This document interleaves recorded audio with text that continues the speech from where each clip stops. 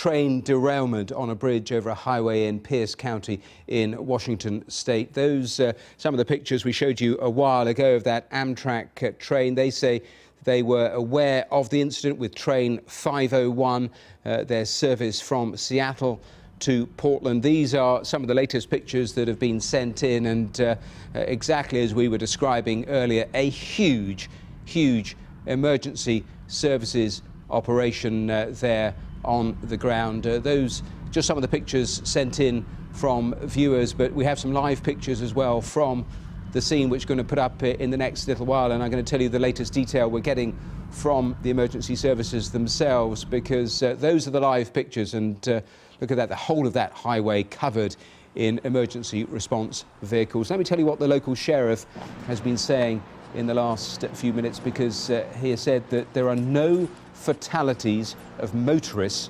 reported after the train derailment on the highway bridge. That is what the local sheriff has said. We are aware of multiple motorists injured on that roadway, but no fatalities there of motorists. I suppose the key bit of detail that is not included in what I've just read out is in terms of any passengers on the train. As you see the pictures of their people just covered in grey blankets being looked after by the emergency services. One assumes they are either motorists or people from the train itself. We saw from that picture, the still picture, at least a couple of the carriages going right off the edge of the bridge. Certainly the first of the carriages in that still photograph we put up a while ago, actually being there on the ground. So a really serious incident there.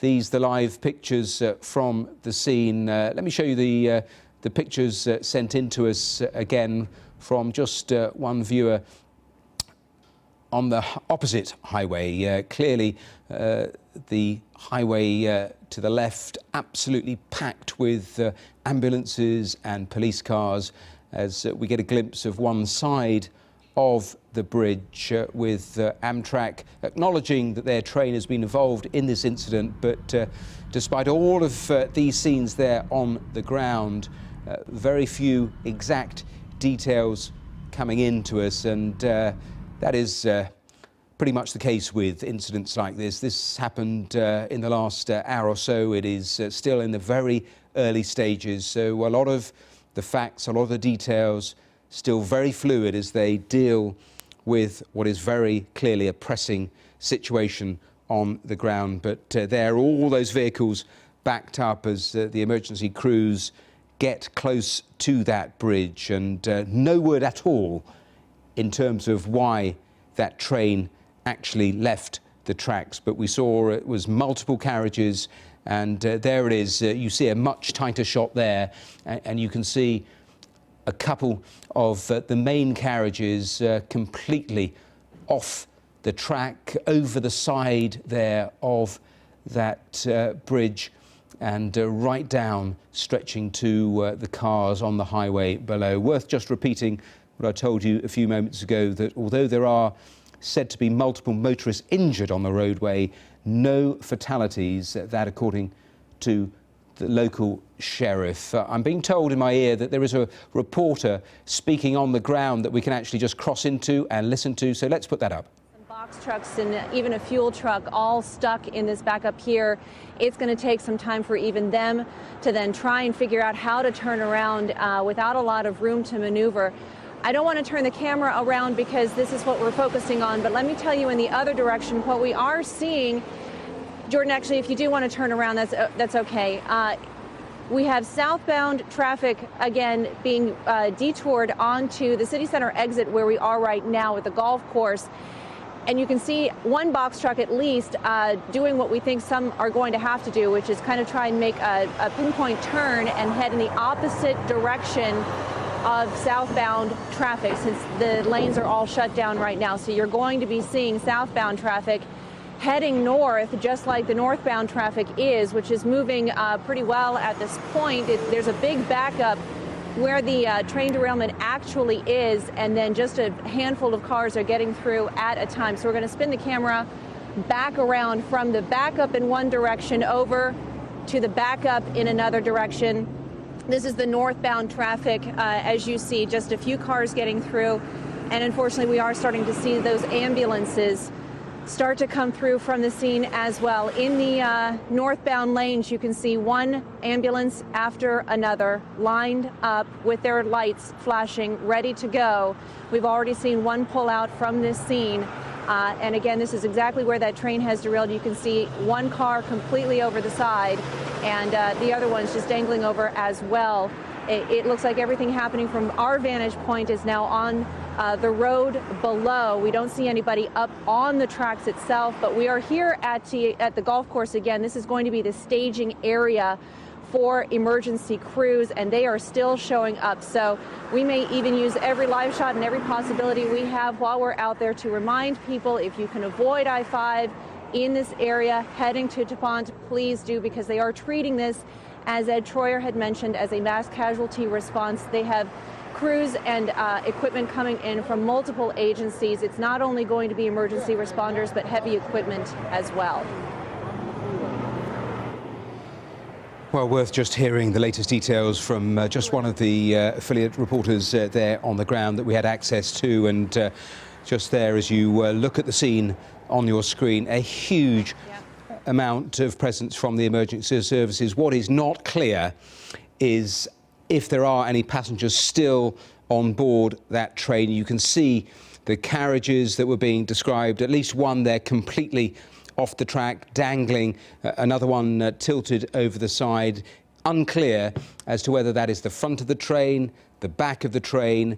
Although the sheriff was talking about no fatalities of motorists, there is still no clear word as to any sort of injuries from those on board the train. We don't know how many people were on that train. We don't know if there were injuries of people on that train. I'm sure all of that detail will emerge in the coming minutes, but certainly a lot of that emergency effort dealing with the cars on that highway where obviously the train has come down in part, and we know that there were multiple motorists injured on the road beneath, but certainly no fatalities among the motorists, but a huge operation. You heard the reporter there just say that cutting gear was being brought to the scene, and this pretty early morning there in Washington State, and no word at all. Just looking at all the various agencies I have in front of me, the Reuters news agency,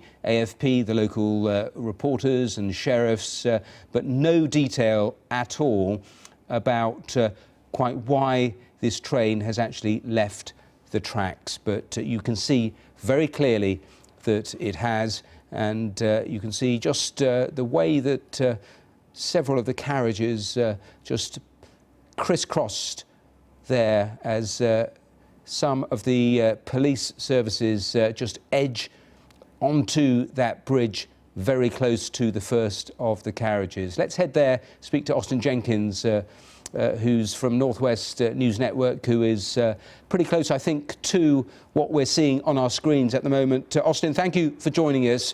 What do you know? Very little at this point. We know that this was a new service for the Amtrak train that goes between the city of Portland, Oregon, and Seattle, Washington. It appears this is a northbound train passing through Thurston and Pierce counties to the south of Seattle. It was a new service, a bypass that was supposed to be faster for the trains, faster for the passengers, and this is one of the inaugural runs, if not the inaugural run. It was crossing over a bridge or a trestle over Interstate 5, the main north-south thoroughfare on the west coast of the United States through Washington State. Just after the locomotives or engines crossed over, clearly something terrible went wrong. The train cars derailed. At least one car plunged to the roadbed of the freeway. There are other cars that are hanging. And we know that at this moment, as you can see, there is a massive emergency response and rescue operation underway. Austin, what isn't clear from what I'm reading, and certainly what we're seeing on the screen, is whether there are any passengers still there on the train. Yeah, that's not clear to me from where I'm standing. I'm probably 100 yards or so, maybe 200 yards from the scene. And it's very hard to see the rescue operation other than to know that there is a tremendous response here, and the complexity of getting people out of these train cars seems immense, because the one that I'm looking at now is literally hanging, dangling from this trestle, from this bridge. I would hope that those who were uninjured were able to make their way back out onto the tracks, but anybody injured or worse, the rescuers are going to have to get in there, and they're going to have to make sure it's a stable situation. Austin, you're describing exactly what we have currently showing on our screens. We have the live pictures very, very close to that main carriage that is dangling there from that bridge. You said an interesting thing earlier, that this was a new, faster service. You thought possibly it could have been on its inaugural run. Do you happen to know, were the passengers on board just ordinary people, everyday commuters, or was this an inaugural run with invited guests? There may have been some dignitaries as well as regular passengers on this train.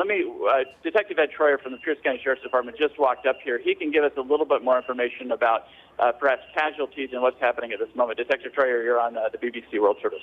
Yeah, well, so far there's been no fatalities on the road. They've extricated multiple people out of the cars and multiple people out of vehicles that are on their way to the hospital. The fatalities are all still inside the train cars. How many there are, that's yet to be determined. Some of the trains went through trees, and they're working their way inside to get in there now. People that are not fatally injured or catastrophically hurt are under tents and being cared for. They evacuated the train. Do you know how many at this point? At this point, I've heard many different numbers, so we're not confirming any numbers on injuries or fatalities. We know that the train was heading southbound. Amtrak train out of right through this area in Pierce County, just before the county line, derailed. And what caused it to derail is up to the NTSB. They'll be the lead in that. But I'm going to step away. That was Detective Ed Troyer from the Pierce County Sheriff's Office, and that's the very latest. Again, he's reporting that there are fatalities here, but he does not have a count. Austin, did I hear that correctly, that in that answer where he was talking about the injured, when he was talking about potential fatalities, he said in that answer that there were still people on board in some of those carriages? Did I hear that correctly? That sounds correct. What he said is, at least for those who were severely injured or in the cases of fatalities, that there were still people on board on those train cars. He indicated that no one on the freeway, no drivers of vehicles were killed when the train came off the tracks, but that there are fatalities on board the train, and that they're still in the rescue and recovery process. And he also seemed to indicate that some of the carriages, we're clearly seeing a picture from the base of the bridge with that carriage very precariously hanging from the bridge going onto the road, but other carriages have ended up elsewhere. Is that right? He indicated that maybe they had ended up in the trees. This is a very wooded area, so that we may not be seeing a full picture of the scene, and that there may be, in fact, be cars off the other side is the indication he was giving us. Austin, if you don't mind, just stay there, but the local sheriff is also talking to reporters on camera, so we're just going to bring the microphones up and hear a little of that. On the rails before that, around that time? We don't know anything that when it comes to the rails yet, what's going on. Yeah. So this is what you're seeing is what it is. And on the other side of that bridge, there's 3 or 4 more cars that are upside down on the road and in the woods. And you mentioned there are some people who have been able to walk off the train where they are right now. People that have walked off the train, they're being cared for, and transportation's coming to take care of them.